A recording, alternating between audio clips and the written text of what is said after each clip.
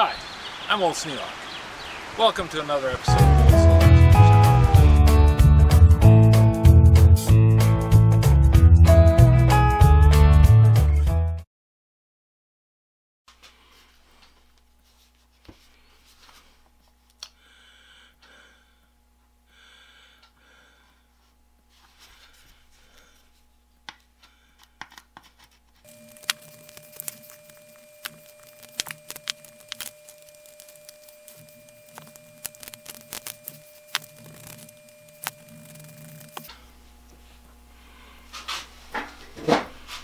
This poor little drill has had a rough life. When I brought it home, I cut the cord because I saw that it was in such bad shape I didn't want to have anybody make the mistake of trying to use it. So today I'm going to try and put a new cord on it. We'll see how that goes. Now, if I recall correctly from my previous experience with this type of drill, if I take these 4 screws off the end,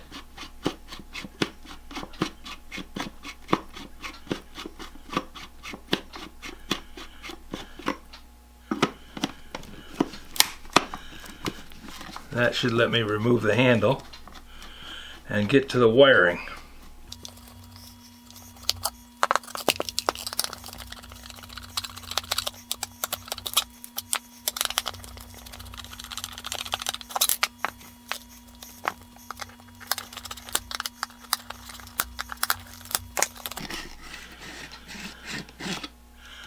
There we go.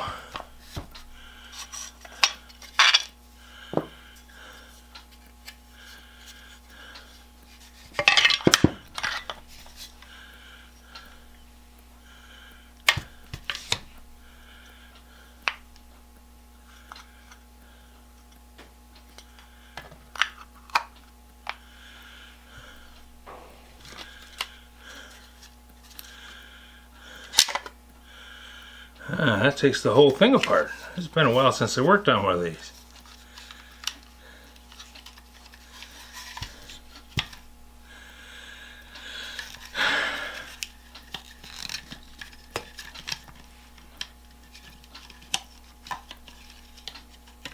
Someone has replaced this cord in the past.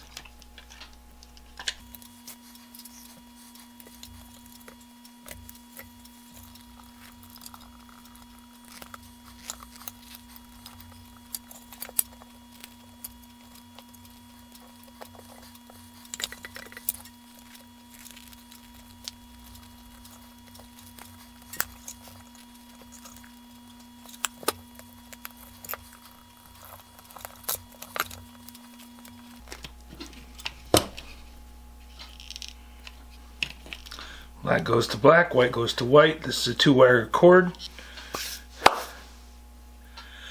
Because this is a double insulated drill motor.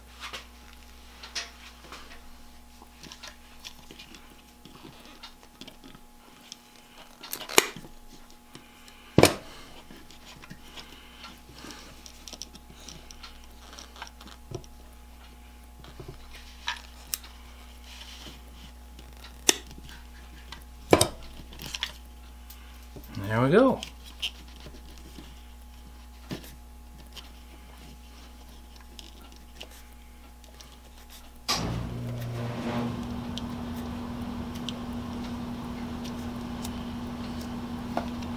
Strip these wires back just a little bit.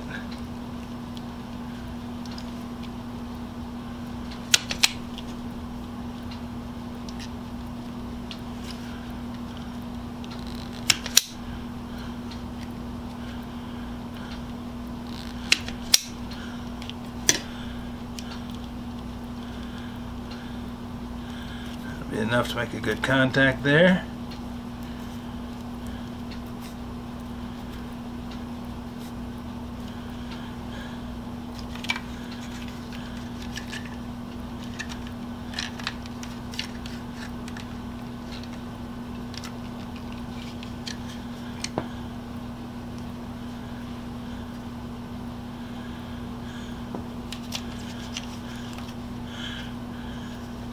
There's a little peg there. it's a keeper, keeps the handle lined up. When I put this on, there's a little peg here that lines up with that and keeps this in alignment. It's a well-designed little drill motor, made for somebody to be able to assemble it quickly and easily.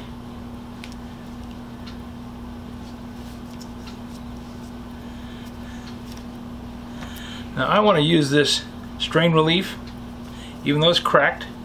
I want to use the strain relief and put some heat shrink tape over the top of it. So I want to pull this out if I can.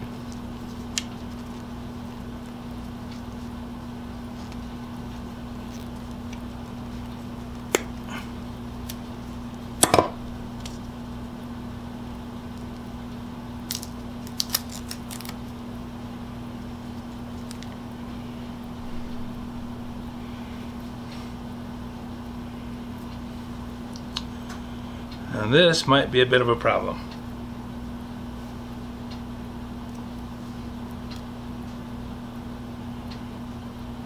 It's a piece of 3-wire cord with the ground wire clipped off, because there's no place to attach a ground wire inside the drill. So this could be from a different style device. See if I can pull this wire out of here.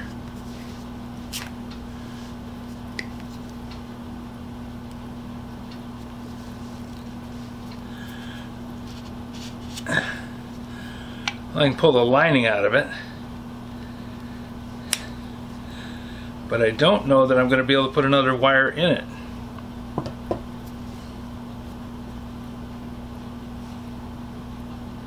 What I've done in the past when I got a situation like this is I split this and allow it to run the wire down through it, but that never worked really well.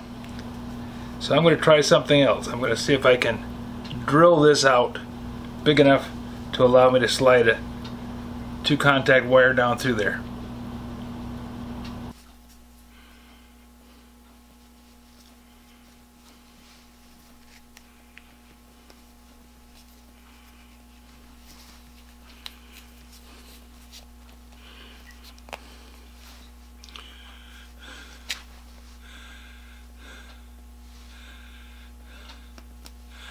Need to drill that out a little bit.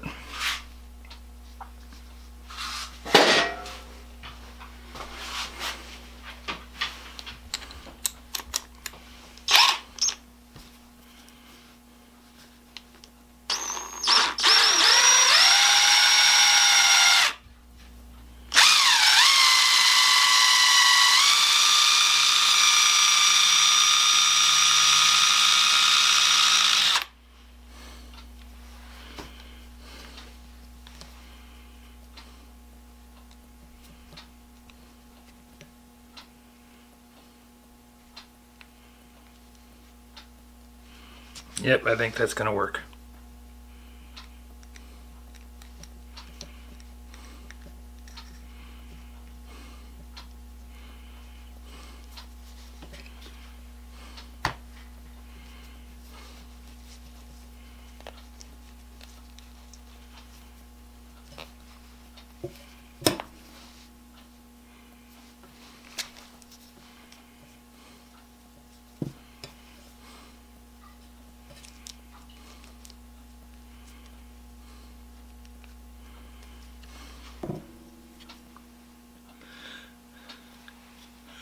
Insulation is still in good shape.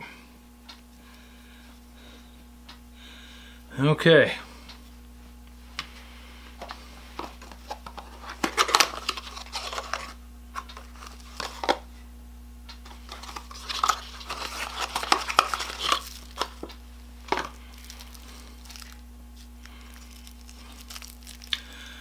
I think I'm going to need to go with a 3/4.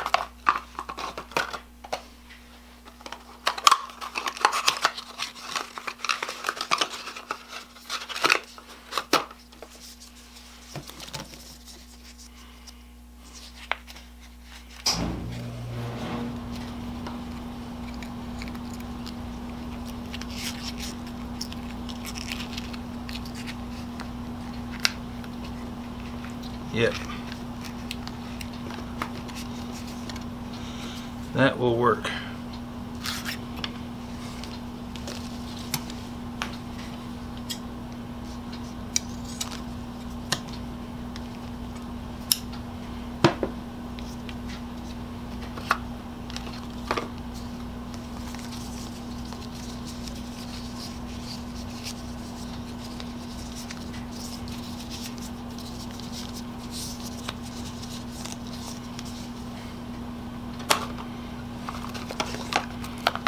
I got these boxes of heat shrink tubing at Harbor Freight because it was large diameter.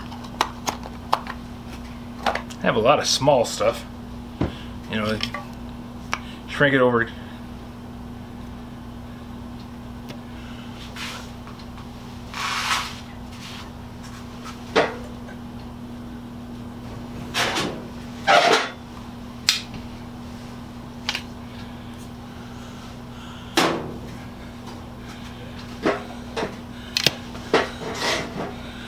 Shrink it over 1/16 inch wire. Have lots of small stuff, you know, you can shrink it over 16 gauge wire, no problem at all. But the big pieces, like what I want for doing this, a little harder to find.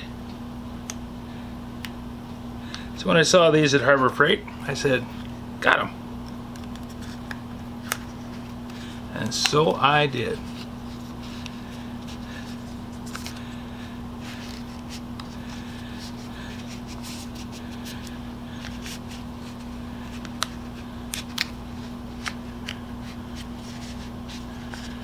There.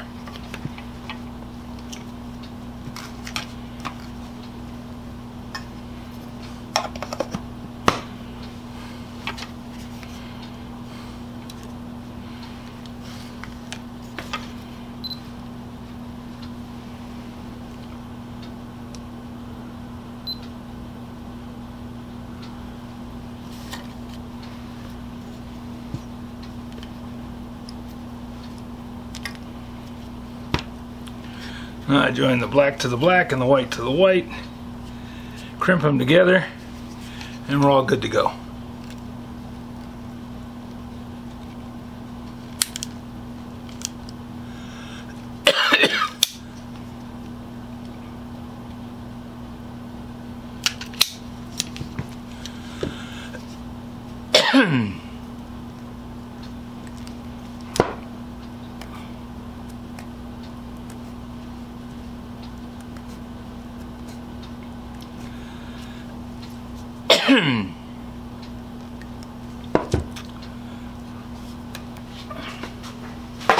Like most of my projects, about halfway through, I looked at it and decided this really needs to be a little bit more. So rather than just changing the cord, I'm going to go through and clean this drill motor and service it. New grease, check all the fittings, make sure everything's working right. It's going to take a little bit longer than what I originally thought. I had planned on 20 minutes. Well, we're about 2.5 hours in, and it's going to take some more time.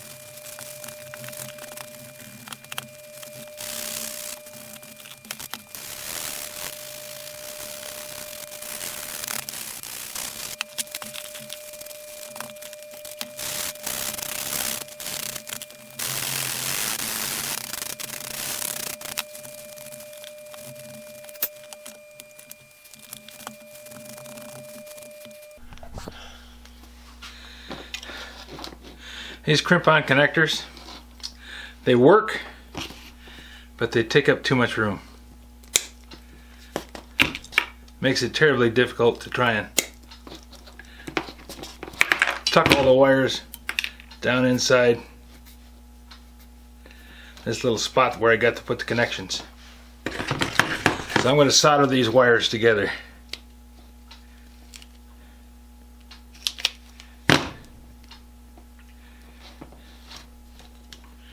Going to twist them.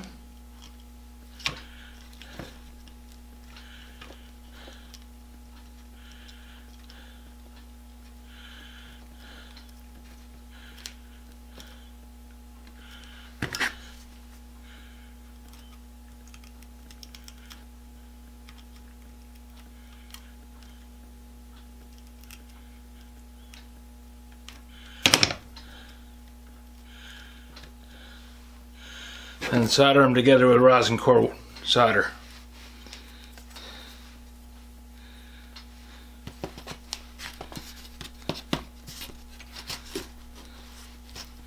I've had this little doohickey for years.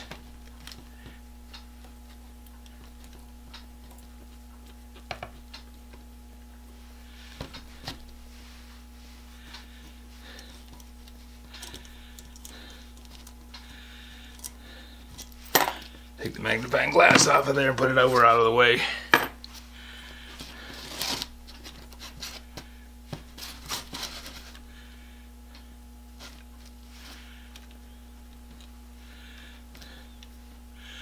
It does make it easier to connect the wires together.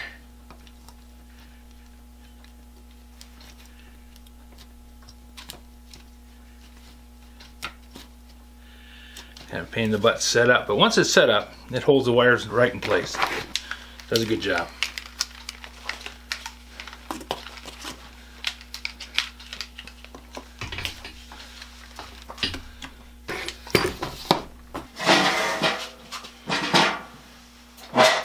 Almost forgot to put the heat shrink tubing on it.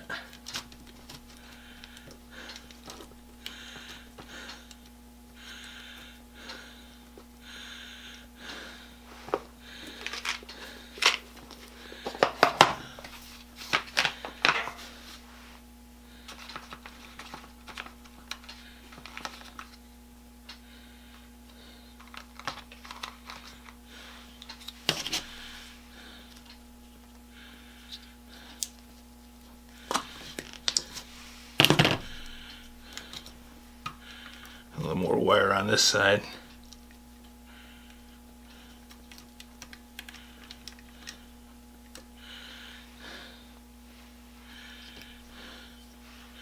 I'll slip those two on there so I don't forget them again.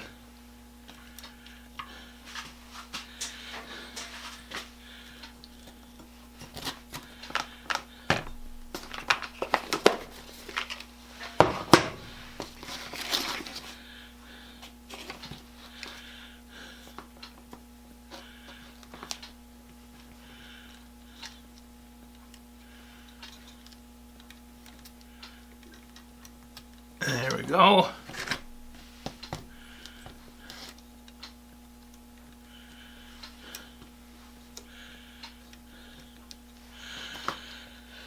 Okay. Plug in the soldering gun.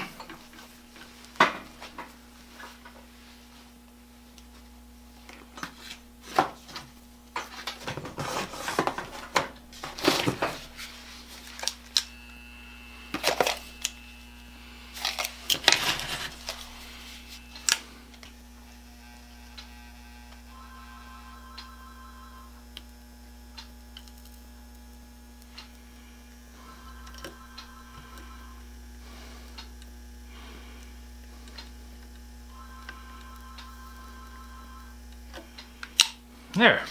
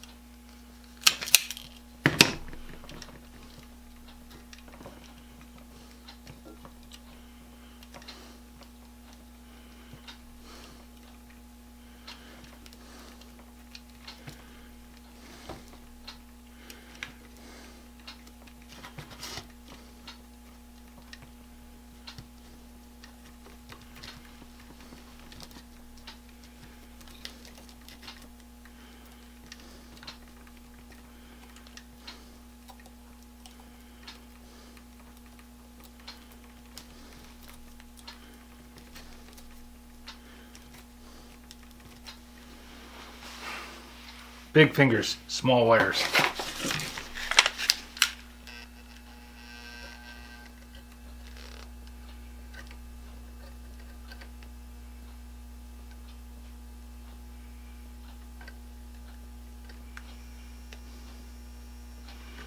Now there are other ways to do this, but the way that works best for me is to get a little drop of solder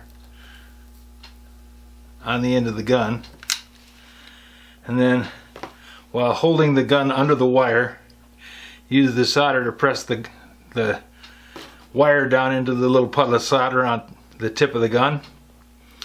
That spreads the heat from the tip into the wire much faster with that little drop of molten lead on there. And then I can melt the solder sitting on top of the wire with the heat from the wire. That means it's ready to take solder. And I always use rosin core solder. This just happens to be some Sears rosin core solder that I probably had, well, I think Dad had this. And it's non-corrosive. In other words, it won't eat the joint apart. If you use acid core solder on a copper wire, it'll corrode the joint. It may not make the solder joint itself corrode, but it'll make it break just before or after. Okay, now I've got the wires soldered together. I can bend these over.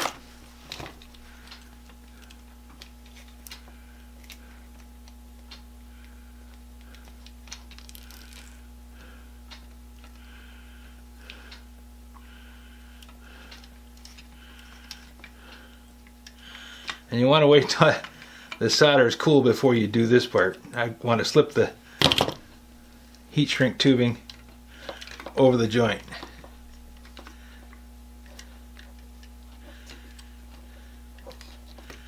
Make sure I've got the heat shrink tubing centered over the joint. It doesn't have to be perfect, but you don't want any bare connections out past the end of the heat shrink tube.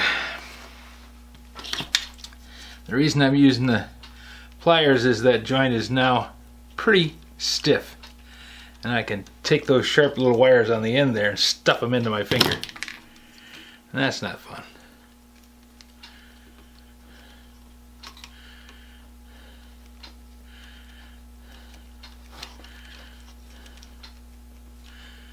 There we go. Now I got a joint.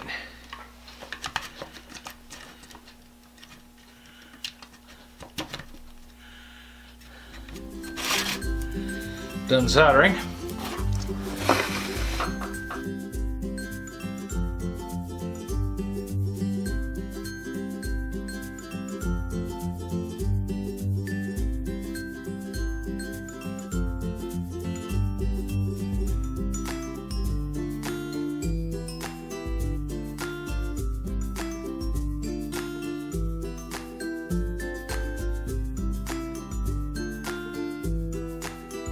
This video is not to be viewed by anyone under the age of 13 in the U.S. or 16 in the European Union without the express written permission of the parents or the legal guardians of the underage person.